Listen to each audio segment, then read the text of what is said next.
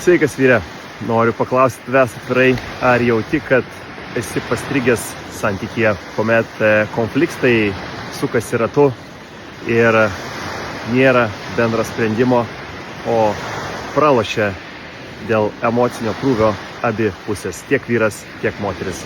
Aš tai žinau, nes pats per tai praėjau ir žinau, kaip svarbu vyrui turėti erdvę, kuris galėtų augti, dalintis su kitais vyrais iš jėgos pozicijos, o ne iš konfliktų, kaltinimo ir pasiteisinimo pozicijos.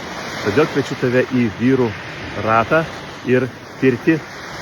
Svečiuose pas mus bus Vytas Kim, geštaltinės psichoterapijos praktikas, vyrų judėjimo gentis bendraįkūrėjas ir aš, Vytenis Sinkevičius, kartu jums pravesime šį nuostabų vakarą. Minėsime, kaip vyrui būti atspariam emociškai, kaip jam įsitikinti savo poziciją ir kaip konfliktą paversti į ryšio kūrimą, o ne jėgos praradimą. Nebus tik tais pokalbis, tai bus ir pirtis, geras garas, vantos, druskų inhaliacija, kvėpavimo praktikos, karštis, šaltis ir vyrų pokalbiai pirtyje.